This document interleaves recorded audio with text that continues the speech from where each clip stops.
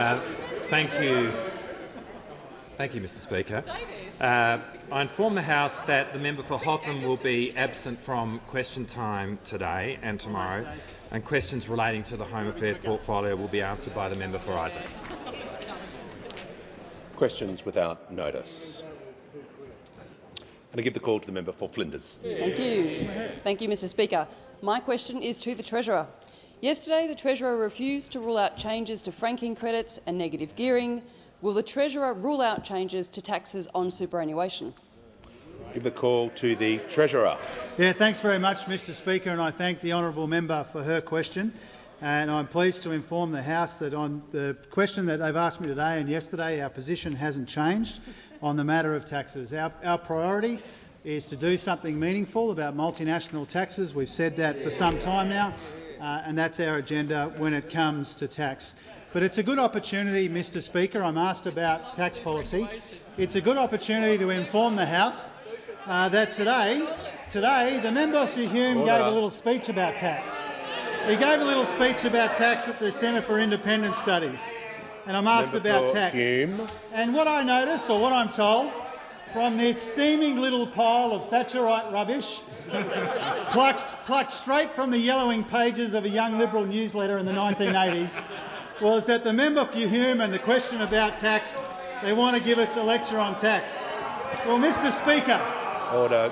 Treasurer about tax, Order. Have a seat. Treasurer resume his something. seat. When the House comes to order, I'll ask the manager to rise on a point of order. Well, Mr Speaker, on relevance, I would ask that you follow the tradition of Speaker Jenkins, well-respected Labor Speaker Jenkins, and direct the minister to relate his material to the question at hand. If he said all he's going to say on the question, he should sit down, Mr Speaker. The Treasurer was asked about tax policy regarding franking credits, negative gearing and superannuation. I draw him to the last part of the question and give the call to the Treasurer. Thank you very much, Mr Speaker. So we got a lecture on taxes today from the mob, who were the second highest taxing government in the last 30 years, the highest taxing government since John Howard's government, from a party that just voted against a tax cut on cars in this place in the last couple of weeks. We didn't just get a lecture on taxes, Mr Speaker, we got a lecture on the cost of living from the mob that kept wages deliberately low for a decade, and from a shadow treasurer who tried to keep secret a 20% increase in electricity prices. We got a lecture on debt from the mob that doubled the debt even before the pandemic and left us with rising interest costs on the $1 trillion in debt that they left behind. And we got a lecture on productivity from the same people who gave us the worst decade of productivity in the last 50 years, Mr Speaker. Now, I don't know what's more concerning, Mr Speaker, that the shadow treasurer might not be the sharpest tool in the Liberal Party's shed, or that he might be the sharpest tool in the Liberal Party's shed. Only in a Liberal Party this bereft of ideas and talent would the member for Hume even get a look in a serious economic portfolio. So we won't be copying lectures, Mr Speaker, from the leftovers of the last government, not on tax, not on spending, not on borrowing, not on the cost of living, not from the dregs of a government which presided over a wasted decade of missed opportunities and messed up priorities, and which left us a mess that will take more than one budget to clean up. Order. The member for Groom. Give the call to the member for Tangney. Thank you, Mr Speaker. My question is to the Treasurer. What is the outlook for the global economy, and what impact does this have on Australia's economy and on our budget? Give the call to the Treasurer. Thank you very much, Mr Speaker. Can I thank the member for Tangney, not just for the question, but really for the quite remarkable spirit that he brings to this place. And I know that I speak for everyone on this side when I say what an honour it is to serve with the member for Tangney, and I appreciate his question today. In between the Parliament rising at the end of this week and it returning at the end of October, I'll be heading to Washington DC for a short trip to confer with my international counterparts about the difficult and dark days that lie ahead for the global economy. And last night the OECD showed in pretty stark detail the downturn that they are anticipating in the world economy, with substantial downgrades to the growth outlook for almost all of the world's major economies and almost all of our major trading partners as well. Now, for the benefit of the House, the OECD has wiped 0.6 percentage points off the global growth projection for 2023. It's predicting no growth at all for the UK next year, negligible growth in the United States and slower growth in China than previously expected.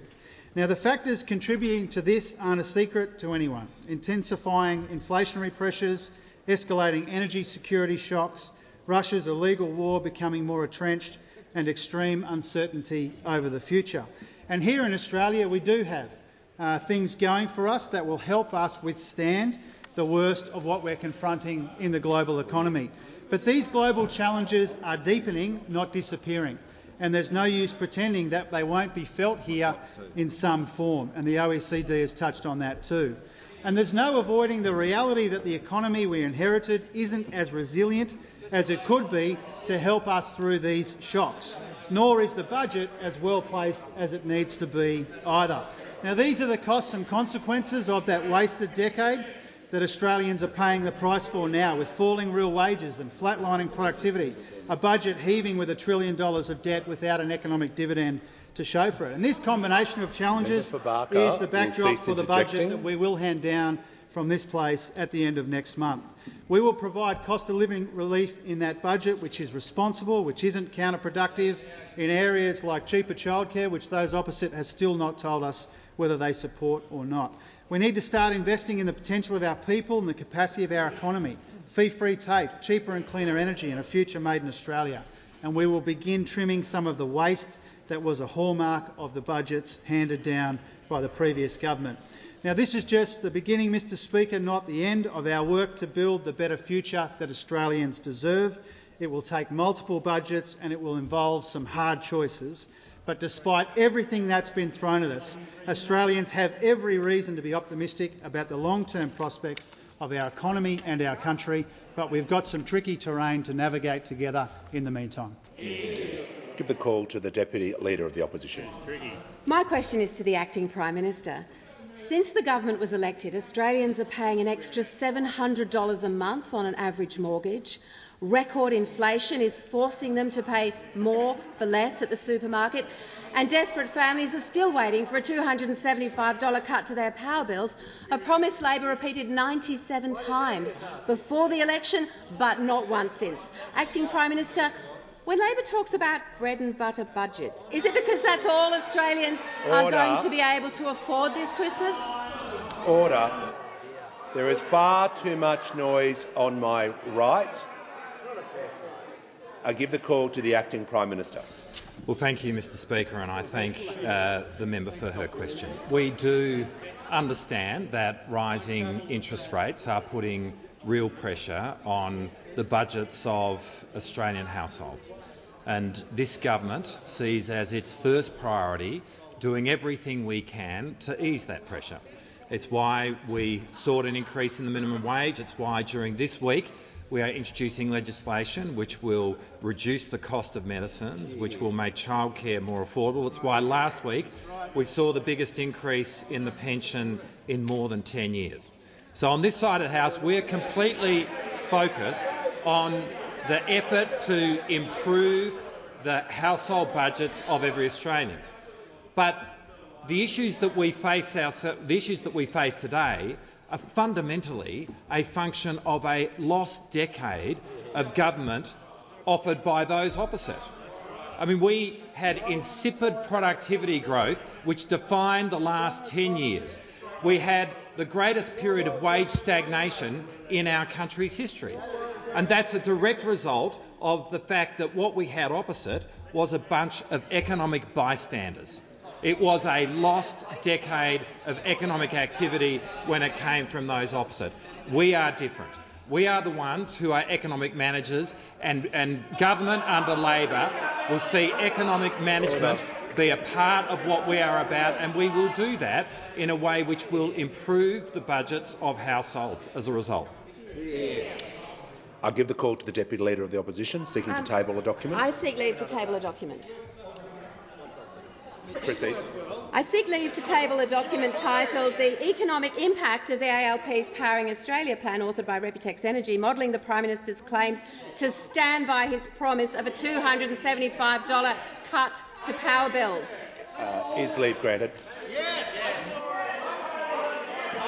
You can't table the internet. It's already publicly available. The Leader will resume his seat. I give the call order. Members on my left, when the House comes to order, we'll hear a question from the member for Reid. My question is to the Acting Prime Minister. How is the Albanese Labor government delivering on its promise to establish a National Anti-Corruption Commission? The call to the Acting Prime Minister. Well, can I thank the member for Reid for her question, and can I congratulate her on her victory at the election, her wonderful first speech. We are so much the better for having her as a member of our team. Social media and the internet has completely changed our lives. We've seen information spread around the world today in a way we would barely have been able to imagine 30 years ago. But so has misinformation. And what that has done has undermined a sense of the objective truth, which in turn has put unprecedented pressure on democracies. And so there has never been a more important time for measures which build public confidence in government, in what we do, and in the standards of probity and ethics which guide our behaviour. Tomorrow, the Albanese government will introduce into this parliament a bill to establish an anti-corruption commission at a federal level. It's a long time coming. It should be bipartisan. Those opposite promised to deliver it. But in the last 3 years of their government, not a word of legislation was presented to this House. Now, the bill that we will introduce tomorrow will provide for a commission with teeth, with independent powers of investigation. It will require the commission to act with due process, but in the process it will increase the standards of ethics and probity for all public officials at a federal level. And as we all know, the Commonwealth is the only jurisdiction in the country which does not have an anti-corruption commission, despite the fact that the Commonwealth is the largest and most consequential jurisdiction in the Federation. Now, this legislation is going to provide an opportunity for every member of this House to pin their colours to the mast as to where they stand on the question of probity and ethics in government.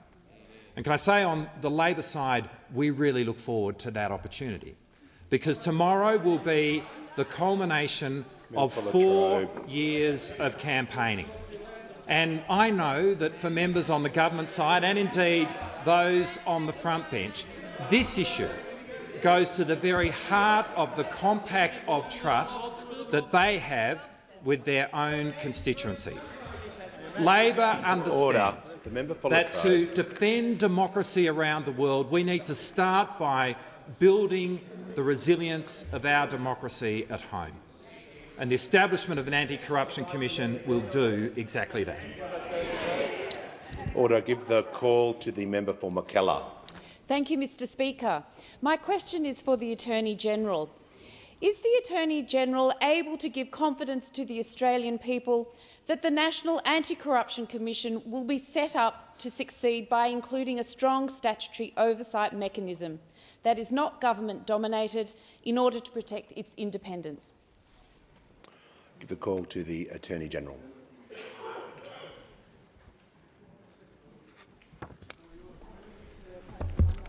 I thank the member for Mackellar for her question, and as the parliament has just heard from the Acting Prime Minister, there will be legislation in the House tomorrow to establish a National Anti-Corruption Commission.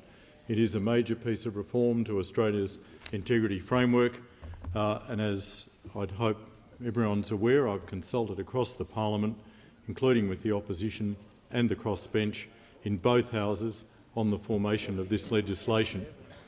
The Australian people believe in integrity. The Australian people voted for a government which will deliver. a powerful, transparent and independent National Anti-Corruption Commission.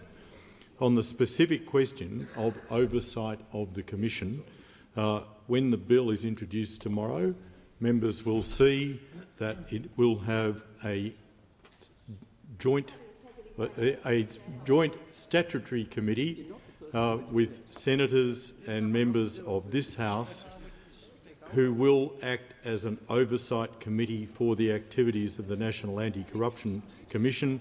Members will also see, when the bill is introduced tomorrow, that there will be an inspector of the Commission who will perform a similar role to the role that's performed by inspectors in the states and territories which have included that aspect in their anti-corruption arrangements.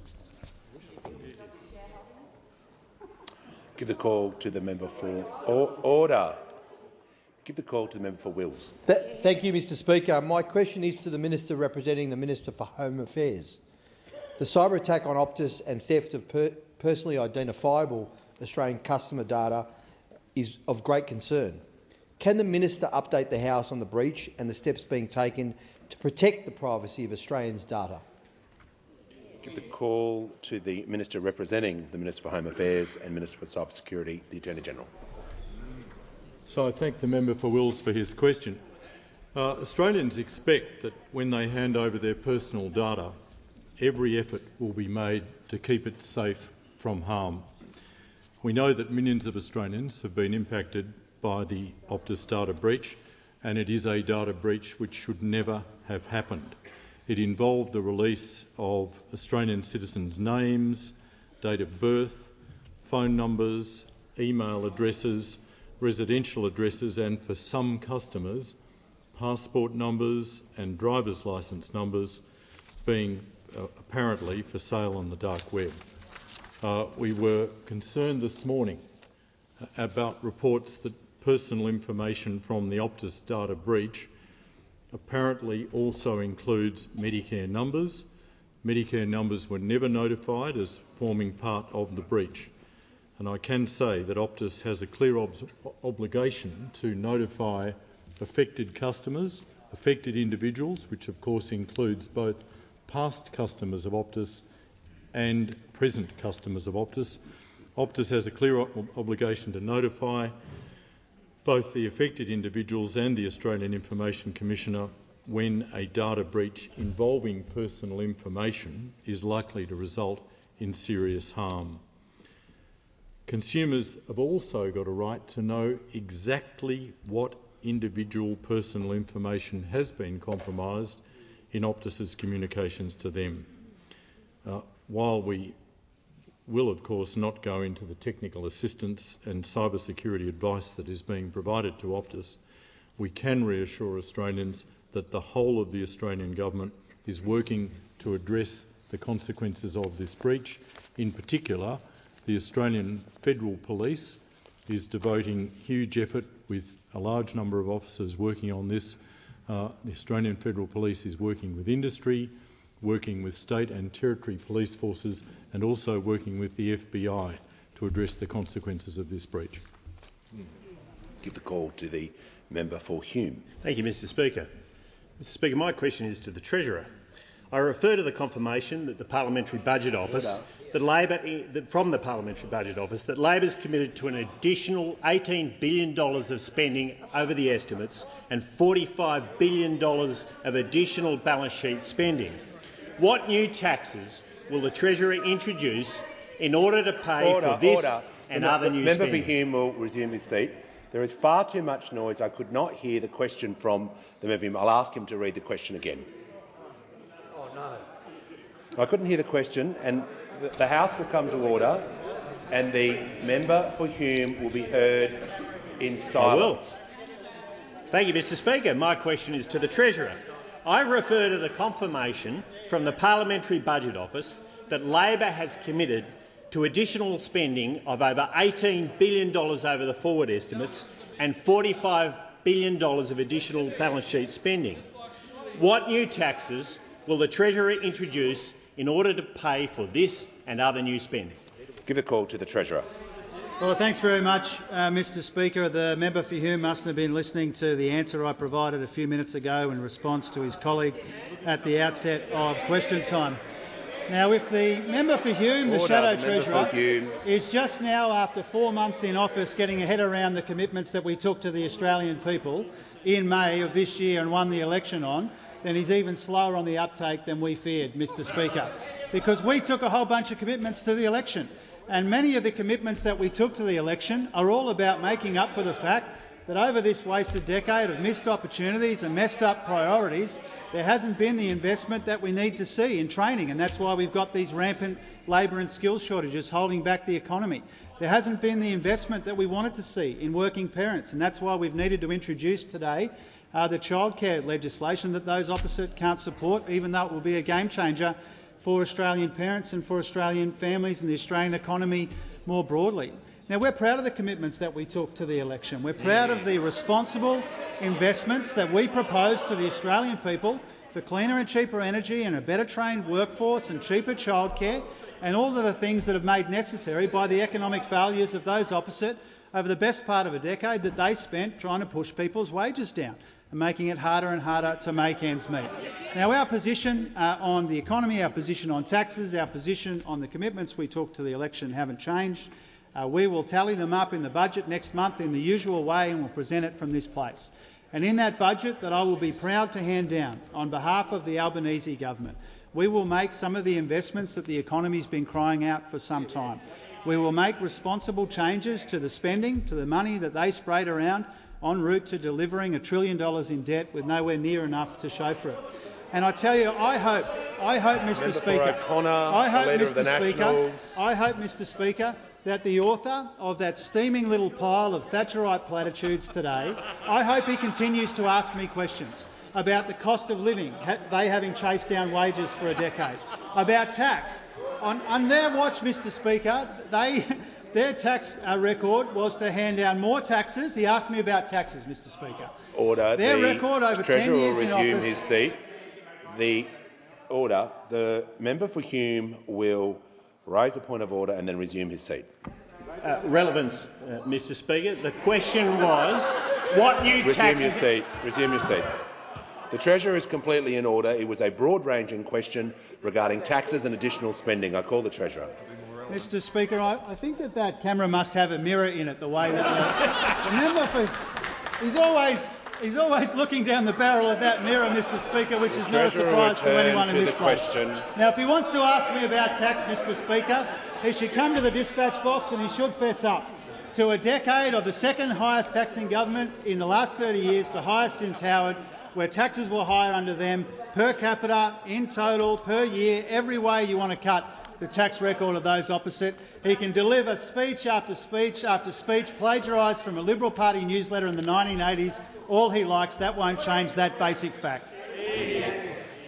Give the call to the member for Jagga Jagga. Thank you, Speaker. My question is to the Minister for Early Childhood Education. How will the Albanese Labor government's cheaper childcare plan improve access to affordable early childhood education and care and ease cost of living pressures? I give the call to the Minister for Early Childhood Education and the Minister for Youth. Thank you very much, Mr Speaker, and I thank the member for Jagga Jagga for her question. I know that the member has a very strong focus on cost of living pressures for families in Jagga Jagga and a very strong interest in early childhood education. And rightly so, Mr Speaker, because early childhood education and care plays a vital role in supporting families and improves the education and wellbeing outcomes for Australian children. And boosting access to early childhood education and care ensures that more children are able to access the benefits of foundational learning during those most formative years, preparing them for a life of exploration and learning. And this morning, Mr Speaker, I had the absolute pleasure of visiting Mocha Childcare Centre in Manuka with the member for Canberra, Alicia Payne, and with the Minister for Education, Jason Clare. And we got to meet some of the most adorable little children you'll ever meet in your life, like little Amara and little Anna. And we got to see for ourselves and watch these children as they learned through play, which is what early childhood education is all about. But we also got to speak to parents like Sam, Anna's dad, who told us how the cost of early childhood education is putting that early childhood education, that vital education in those early years, out of reach for a lot of parents, and is acting as a disincentive for primary caregivers, who are mostly women, to take on more hours of work if they want to, or to get back to work if they want to. And that's why the Labor government took to the election a plan for cheaper childcare, and why today we have acted on our election commitment and introduced a bill in Parliament to reduce out-of-pocket costs for parents for early childhood education and care. And this reform, Mr Speaker, will benefit over 1 million families across Australia, over 1 million families in electorates like Jagga, in electorates like Cowan, right across every state and territory in this country. A part of our commitment is to address the cost of living and make early childhood education and care more accessible and affordable, and we'll be tasking the ACCC with looking at pricing. These reforms aren't just about affordability. They're about our most precious asset, our children, and providing our children with the care and the education that they need in their formative years to set them up for life. Order. I give the call to the member for McPherson. Thank you, Speaker. My question is to the Acting Prime Minister, and it concerns the Optus data breach. On ABC 7:30 last night, the Minister for Home Affairs said, "What is of concern for us is how what is quite a basic attack was undertaken on Optus." The Optus CEO this morning said, "It's not as portrayed. Our data was encrypted and we have multiple layers of protection." Does your government maintain that the Optus breach was quite a basic attack? I give the call to the Acting Prime Minister. Members on my right will cease interjecting. I give the call to the Acting Prime Minister. Well, I thank the member for her question on what is a very serious matter and one that is causing anxiety for millions of Optus customers today. And the truth is that what has occurred over the last week has been a wake-up call for corporate Australia. From the moment last Wednesday that it became clear that a breach had occurred, the government, through the Australian Cyber Security Centre and the Australian Signals Directorate, has been working hand in glove with Optus, with a view to minimising the impact of the breach but maximising the protection of the customers who have found their privacy breached as a result of what has occurred. And we continue to work with Optus to make sure that that protection can be maximised. The Australian Federal Police right now are doing everything within their power to pursue the criminal investigation. But what's really important for those Optus customers is the steps that they take now in terms of their own security. It is really important that people do not click on links. It is really important that people check the sources of websites. And it's really important that in having phone conversations, people do not divulge their personal information unless they are 100% confident about the circumstances in which that conversation is happening.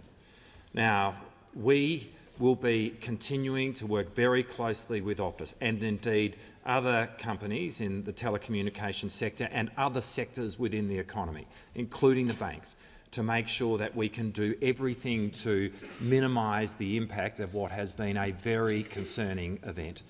But it has been a wake-up call for corporate Australia. And I know now that cyber security is right there in the top echelon of issues which face corporate Australia, as it does government, of course. And we need to be doing everything we can to make sure that protection is in place, and that will be the entire focus of this government. Give the call to the member for Robertson.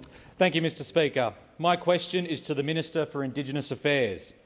How will the Albanese Labor government's cheaper childcare plan get more Aboriginal and Torres Strait Islander children into early education and help to close the gap?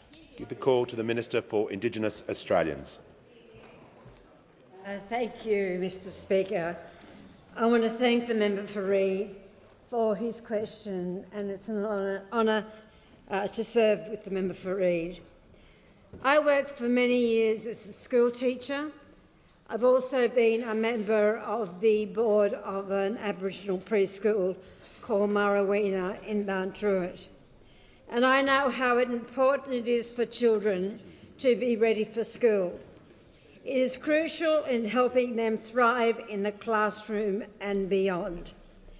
Yesterday, at an international conference on education, there were 2,500 people in Adelaide. I had the great pleasure of announcing that all Aboriginal and Torres Strait Islander children will be able to access 36 hours of subsidised childcare a fortnight from July 2023. That's 3 to 4 days of preschool. These changes will benefit over 6,000 families. 6,000. Importantly, they will encourage more Indigenous families to access early education and care, which is a desperate and important need in this country. It will improve Djadjam's readiness for school. The term Djadjams is a very significant word in North Coast Aboriginal languages for babies and young people, and that's what I intend to use. School readiness is an important closing the gap target, and it's an area where we went backwards last year.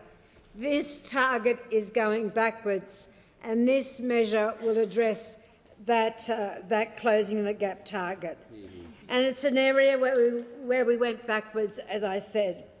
We know that Djadjams are underrepresented in early childhood education, and high-quality early childhood education and care is critical to supporting children's development and future success. I am not telling anyone in this chamber anything. Our plan is good for children, it's good for families, and it's good for the economy, and it's good for education in Australia. Of course, it's essential all governments work together, and we will. There's also the announcement yesterday of a $10.2 million support to support a new early childhood education, care and development policy partnership. This is in partnership with SNAIC, and it is going to close one of those important gaps. This will put Aboriginal children on the path to a life of choice and chance. Give the call to the member for Cowper. Thank you, Mr Speaker. My question is to the Minister for Regional Development, Local Government and Territories. Can the Minister guarantee that the government will not cut $143 million out of regional education infrastructure funded in the 2022 budget? Specifically, will the government support the $27.5 million in regional development funding for the Southern Cross University Coffs Harbour Health Services Precinct? The call to the Minister for Regional Development, Local Government and Territories. Thank you very much for the question. As you're aware, we are doing a secondary budget, which isn't something that's normal as part of the government process. But when we came into government, there was $1 trillion in debt and a range of programs. Order. A range of programs. The Minister will resume her seat. Order. With 11 seconds into the answer, I call the member for Cowper on a point of order. Thank you, Mr Speaker. Point of order. Relevance. It was a very specific question. Resume your seat. You just need to simply state the point of order. I call the minister 11 seconds in. I'll be listening closely to her answer to make sure she is relevant, but I'll allow her 11 seconds in to get on with her answer. I call the minister. Thank you, Mr Speaker. As I was saying, we have come into government after a decade of those opposite and are reviewing the processes that the previous government went through, including announcing a range of projects that weren't contracted, sometimes where money wasn't asked for, and we are in that process of reviewing that at this point in time. We will put forward our own proposals going forward, and that project may form part of that. But there is a budget coming up in October, and I ask the member to pay close attention to what that budget says. Order. I give the call to the honourable member for Patterson. Thanks, Speaker. My question is to the Minister for Regional Development. What are the Albanese Labor government's plans to support our regions, and how does this differ from what we inherited from the former government? Yeah. Order. Members on my left. I give the call to the Minister for Infrastructure, Transport, Regional Development and Local Government. Thank you very much, and I'm delighted to answer that question from the member for Patterson, a fantastic regional member. On this side of the House, we're deeply committed to the economic productivity of our regions, and of course, in the lead-up to the election, we announced a range of policies across government that we will be investing in our regions. In my own portfolio, $200 million for the Kennedy Highway, roads for the Tanami, funding for the Tanami, Stewart and Augusta highways, $80 million for roadside facilities to support interstate truck drivers, $200 million for the Bruce Highway between Rockhampton and Gladstone, the Nowra Bypass, Shoalhaven roads, a new university campus in Cairns, a hangar so that the Royal Flying Doctor Service can respond across all of northern Tasmania, funding for Stage 2 of the Gippsland Logistics Precinct, Muswellbrook Civic Precinct upgrade and the Mackay Electric Vehicle and Energy Training Centre. More broadly across government, Minister Bowen has the Powering the Regions Fund to help our regional economies and our regional industries actually take up the opportunities of renewable energy. Housing, we have the Housing Minister with the Regional First Home Buyer scheme to investing in helping young Australians in our regions get their first homes. Our Central Australia plan, investing in roads, digital connectivity, the environment, cultural heritage, skills training, health and crime prevention in the very heart of our nation. $250 million top-up to the local community roads and infrastructure program, specifically for regional and rural roads, which complements our ongoing commitments for programs like Roads to Recovery, the Bridges Renewal Program and the Black Spots Program. It stands in stark contrast to what these people did opposite when they were in government. They took a very different approach. From reports today, we see the incredible lack of transparency, the pork barrelling that actually happened out of the community development grants. We saw one project is a $25 million grant to a company that's 70% owned in the Cayman Islands. We've been left to clean up this absolute mess of pork-barrelled rules. We've seen 9 projects that date back to 2016. 6 projects where there's no proponent, over $18 million of projects where there's no actual location for a project. We've had the member for New England, the previous minister, write to the Treasurer about 2 projects that he awarded to himself, of which there is no actual record of any decision being made. This is the mess that you've left for us. I am very proud of our record in regional Australia on this side. We are investing in the regions. We'll continue to do so instead of the pork barrelling that was actually categorised by the last government, and we're going to clean up this mess. Order. When the House comes to order, I'll give the call to the member for Curtin. Thanks, Mr Speaker. My question is for the Attorney-General. Public hearings are an essential part of a credible anti-corruption commission to rebuild trust in government. You've indicated that public hearings will only be held in exceptional circumstances. Why is the government setting the bar this high instead of whenever it's in the public interest, and what are exceptional circumstances? Give the call to the Attorney-General.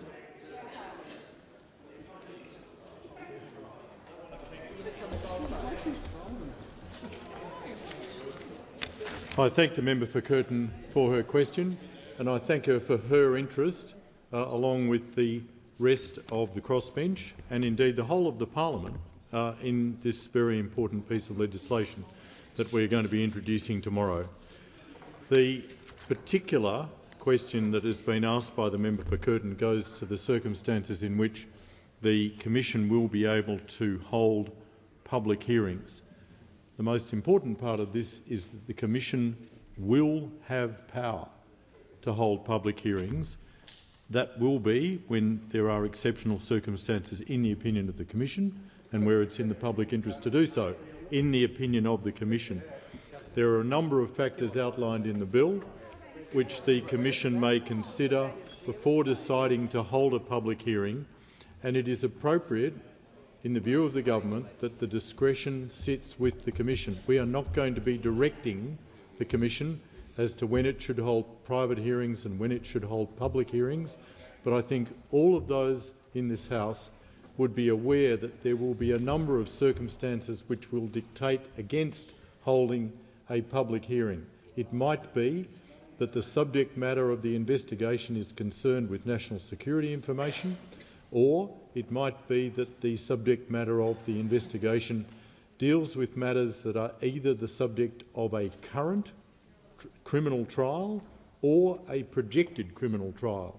Now, all of those are going to be matters that would suggest to the Commission that no public hearing should be held at a particular time, but a time may come later in the investigation when a public hearing is going to be appropriate. But at all times, we think that this matter should be left to the discretion of the Commission.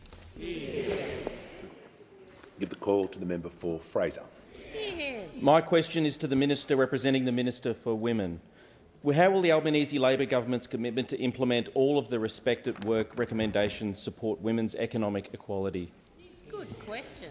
Give the call to the Minister representing the Minister for Women and the Minister for Indigenous Australians. Thank you, Mr Speaker. Can I thank the member for Fraser for asking this extremely important question?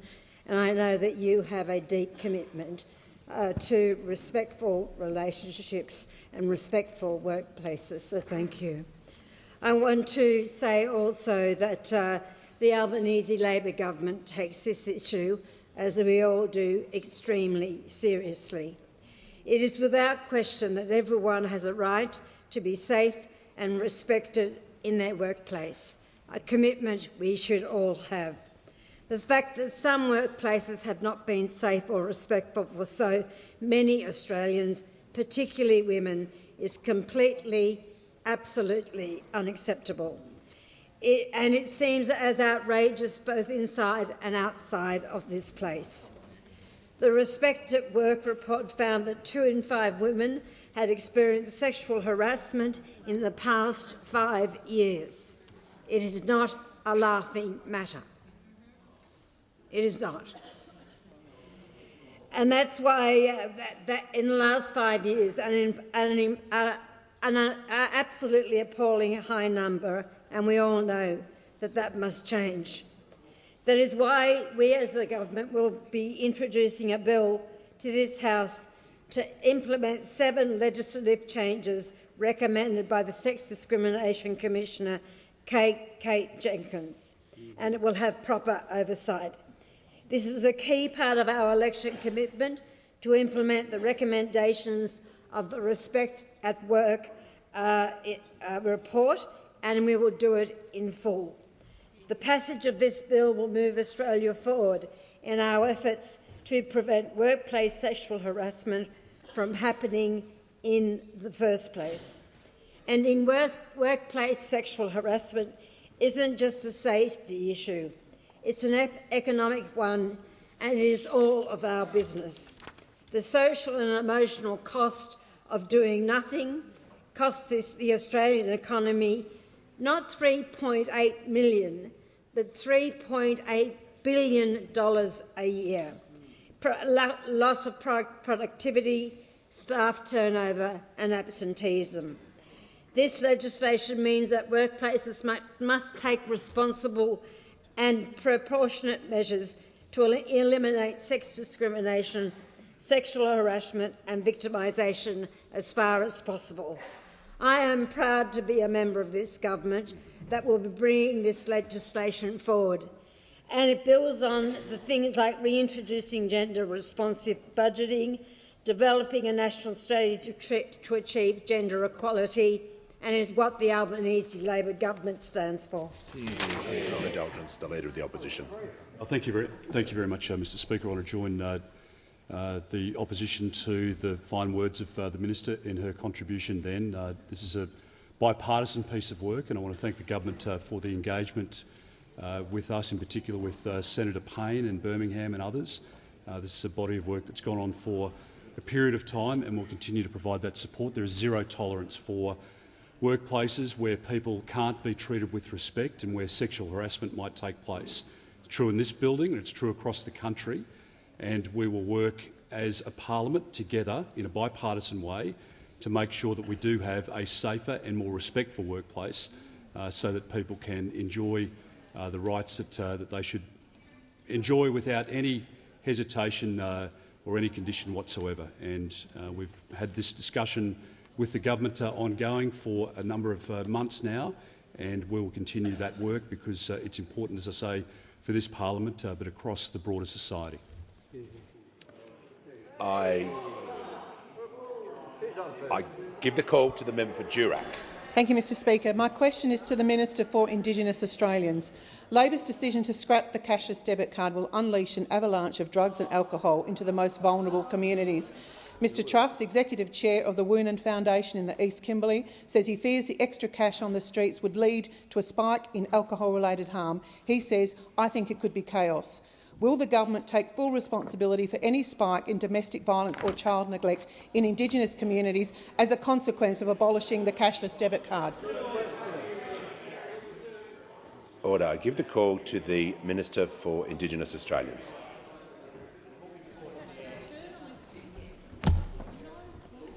Can I just say up front that this commitment was an election policy, and it was an election policy that we took extremely seriously and done an enormous amount of consultation about, including with Mr Truss, who is in, of course, Western Australia.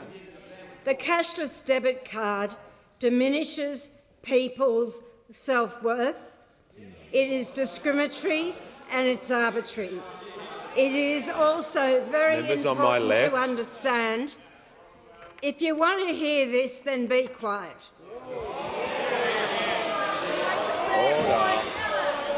It is also a piece of infrastructure policy that has been reviewed and reviewed and reviewed.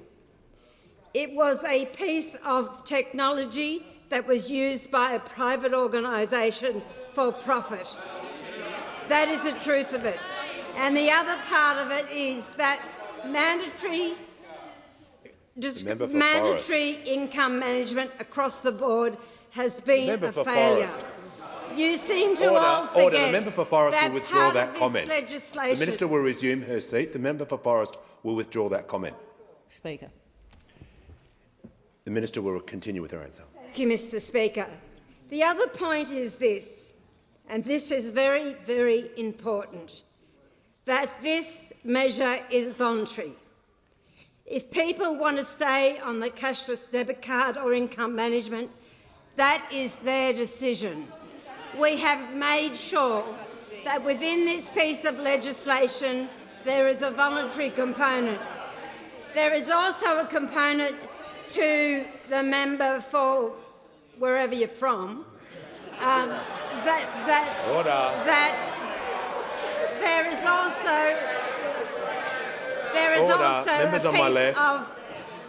there is also within this legislation the component where people will be placed on income management if there is a court order against them, including child abuse, including domestic violence. So get to know what the legislation is about before you start asking those sort of questions. We do not believe in mandatory income management. It is voluntary, and there will be situations where there will be people placed on income management because of the particular circumstances they find themselves in. That is this legislation. We have listened to the voices, we have consulted, and we will be going forward on this. Order. Member for Page. I give the call to the member for Werriwa. Thank you, Speaker. My question is to the Minister for Aged Care. After almost a decade of neglect in aged care, how is the Albanese Labor government reforming this sector and building a workforce to deliver the care that older Australians deserve? Give the call to the Minister for Aged Care and Sport. Thank you, Mr Speaker, and I thank the member for Werriwa for her question and take this opportunity to thank her for her continued efforts to look after the welfare and well-being of every single constituent in the electorate of Werriwa, and also her unquestioned, well-tested capability as a fellow twin mum. Now, this question is about what the Labor government is doing with respect to the aged care workforce, because we are committed to restoring humanity, to restoring dignity, to restoring quality and to restoring security to aged care, and that starts with restoring the value of the aged care workforce. Now, to this end, I was able to go visit the Bernie Bray Centre in Chermside recently. They have won the National Excellence Aged Service Award, and I think it's worth noting that they have managed to do that despite the fact that they were one of the many community organisations affected by the floods in Brisbane in February this year. They were able to do that despite things like floods affecting them, and they were able to do that despite 10 years of neglect from the previous federal government, who were deaf to the cries for help from residential facilities, from nursing homes, from home care workers and from the residents and families themselves.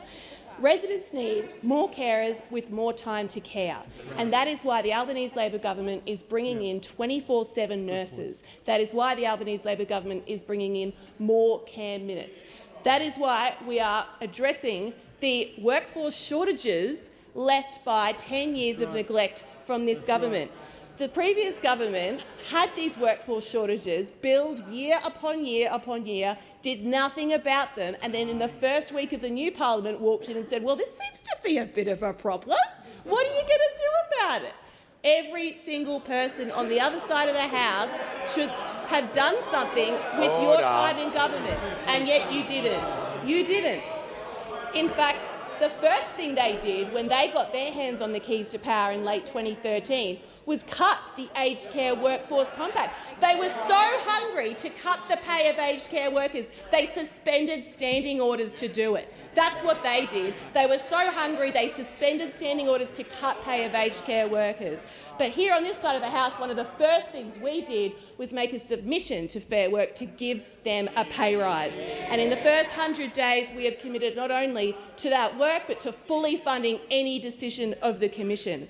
We have held an aged care workforce round force where we got constructive ideas from the stakeholders ignored by the government for so many years, and we fed that directly into the Jobs Summit. And the initiatives that came out of the Jobs Summit will include measures to help aged care workforce shortages. We're going to increase permanent migration program ceiling. We're going to add an additional $1 billion in joint funding for fee-free TAFE, extend visas, enable people who are on the aged and veterans pension to earn an additional $4,000. Active ageing in action. Has expired.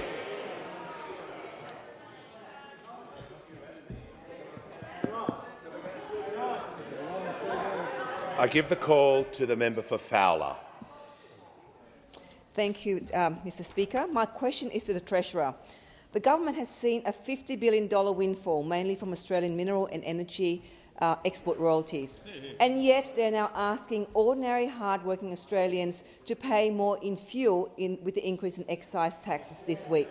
My constituents of Fowler want details on how part of that money will go towards fixing Australia's cost of living crisis that's hitting everyone, from students to pensioners and families, especially those in low socioeconomic and regional areas. The call to the Treasurer. Yeah, thanks very much, Mr Speaker, and I thank the member for Fowler for her question and for the conversations that we've been able to have about some of these important issues and some of these difficult issues in the Commonwealth budget. The final budget outcome, which will be released for last year tomorrow in this place by myself and the Finance Minister, Senator Gallagher, will show a welcome temporary improvement in the tax receipts for last year. And part of that... And members on my left. Yeah. Members on my left will cease interjecting. The Treasurer will be heard in silence. And a big part of the improvement in the bottom line for last financial year is an increase in the tax take. And part of that, we should acknowledge, is the fact that the increase in world energy prices has meant that there's been an increase in taxes collected. So, for example, for the benefit of honourable members and especially the member for Fowler, the last budget papers, including forecasts for the PRRT, for example, showed that receipts from the PRRT will increase 110% from $786 million in 2021 to $1.65 billion in 21-22, and a further 45% increase in 22-23. And so the premise of the member's question about an improvement in the budget for last year and the contribution made by world energy prices and some of our energy companies, I agree with. Those are some of the issues that we've made clear, including in the course of the last couple of weeks. And as the member for Fowler and I have discussed with colleagues on this side of the House as well and publicly, in my own community and communities around Australia, is that the reason that the fuel excise relief will come off tomorrow night is because it would cost about $3 billion for every 6 months of extension, so $6 billion a year, to extend the fuel excise relief that those opposite legislated to end tomorrow night. And we're being upfront with people about that. We know that's a difficult decision. We know it impacts people who drive further.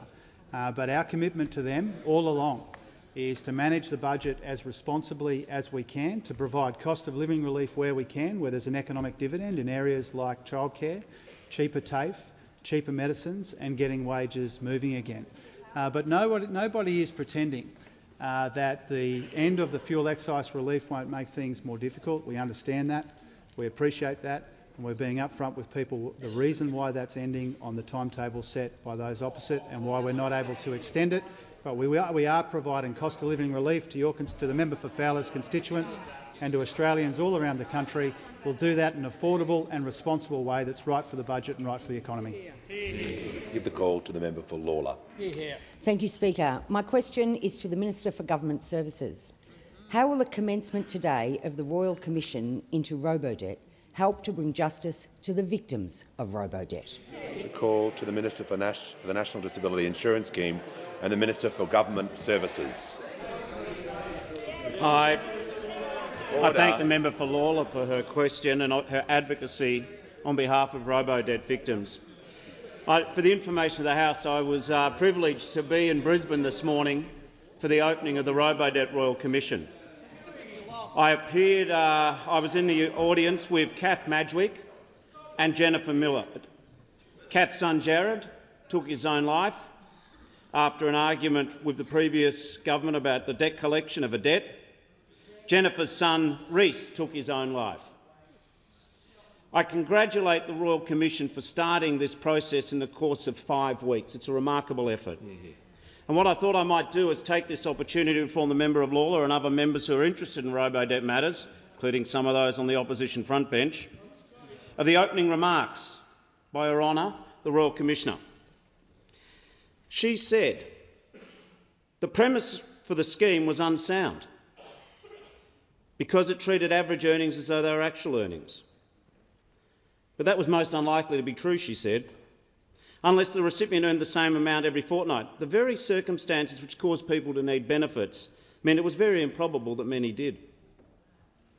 She went on at another point in her opening remarks and said that a good deal is known of how the Robodebt scheme operated, but not much has been revealed about why, about what advice or consultation or reasoning or response to criticism was occurring behind the scenes at any stage.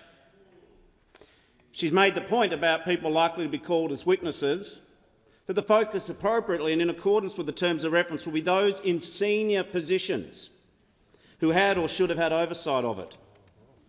Counsel Assisting Michael Gregory KC has given us some further understanding of who's likely to be called. Those involved in the design and implementation of the scheme. Those who are made aware of its risks, complaints, legal challenges and their responses. And I'll take that interjection from the opposition, where they try and say that everyone was doing it, so what was the problem?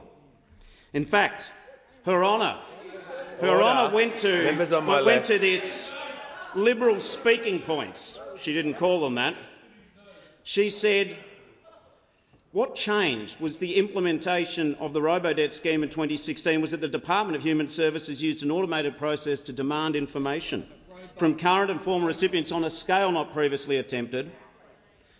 And it further says that they sought the information going back years, and the department proceeded to use debt recovery powers without any further attempt to substantiate the alleged debt. This Royal Commission is important. It is about justice for people who are unlawfully treated by the then government. I have no doubt that this Royal Commission will make sure that the shame never happens again and those responsible will be held to account. I give the call to the Manager of Opposition Business. My question is to the Attorney-General. I refer to comments by the Chief Executive of Omni Bridgeway, Andrew Saker, who told the online industry magazine Law.com on 8 September that the Attorney-General's decision to relax restrictions on litigation funders would, quotes, provide us with more opportunities, close quotes. Does the Attorney-General agree that his decision will create more opportunities for litigation funders like Omni Bridgeway? I give the call to the Attorney-General.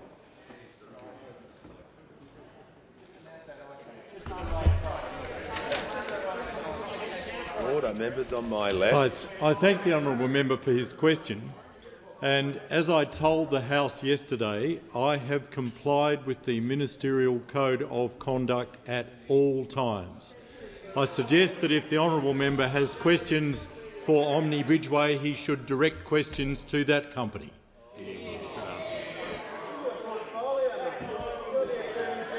Order. I give the call to the member for Boothby. My question is to the Minister for Science. What was Australia's involvement in NASA's Project DART, which collided a spacecraft with an asteroid this morning? How does it showcase Australian scientists? And what are our Albanese Labor government's plans to leverage our scientific know-how? The call to the Minister for Industry and Science. Thanks, Mr Speaker, and thanks to the member for Boothby, not only for the question, but I had the pleasure of visiting the Tonsley Innovation Precinct at Flinders Uni and look forward to visiting there again. And, Mr Speaker, what occurred this morning at the, when I visited the Canberra Deep Space Communication Complex in Tidbinbilla. It's a NASA facility managed by the CSIRO. We witnessed the historic double asteroid redirection test, or DART for short. And what happened was a literal world first, humankind's first test of planetary defence. An incredible feat. Just imagine flinging an object the size of a fridge at the speed of 6.6 kilometres a second at an asteroid the size of a pyramid to slow it down or change its orbit, and doing it from 11 million kilometres away, which is just what happened at 9:14 a.m. our time. A mammoth achievement, and full and hearty congratulations for the global effort led by NASA. But across the chamber, can we congratulate the CSIRO team at Tidbinbilla, who played such a crucial role in the mission? They received the final signals from the DART spacecraft as it approached and impacted the asteroid. The CSIRO is rightly proud of the 85 people that work there, the scientific, engineering and tech nous, as we all are, and it was a great pleasure to visit it with the member for Bean, David Smith. What we saw today is a great example of how Australian know-how brought to life by skill is making a valuable contribution on the world stage, a testament to our strong scientific relationship with the US. And now the Albanese Labor government wants to rekindle our faith in Australian know-how. We're a smart people. We need to apply those smarts to drive national prosperity and well-being. And that's why I announced earlier today we'll be revitalising our national science priorities. We're a government that believes in the value of science and will act on science. Our national science priorities haven't been refreshed since 2015. A lot's happened in the world since that time, and we need a modernised framework. We want these refreshed priorities to reflect what the nation values, and we've identified 3 new priorities as a starting point: supporting stronger action on climate change, elevating and investing in First Nations knowledge, harnessing the potential of emerging technologies not only for economic growth but Australian well-being. Now, we've published the terms of reference for this work, which will be led by our Chief Scientist, Dr Cathy Foley. We expect a new set of priorities and a statement within the next year.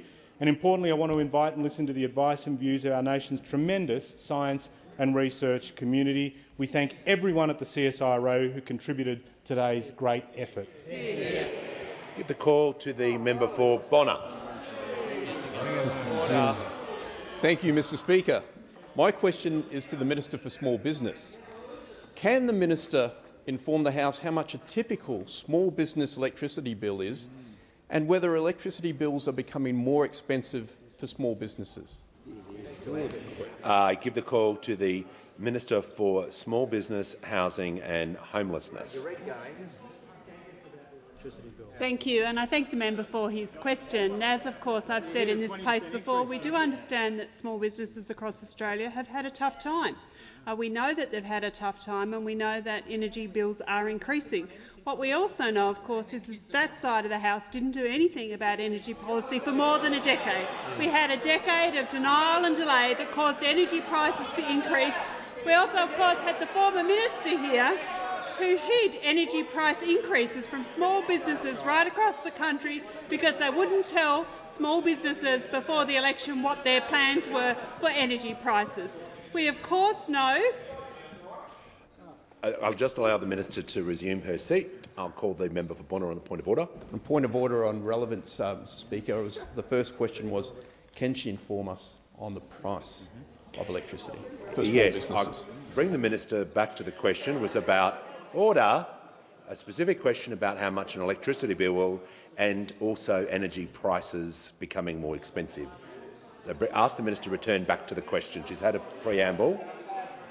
And of course, we do know that small businesses are facing challenges and energy prices are one of them, which is why we're working with small businesses and we're busy implementing our election commitments to small business.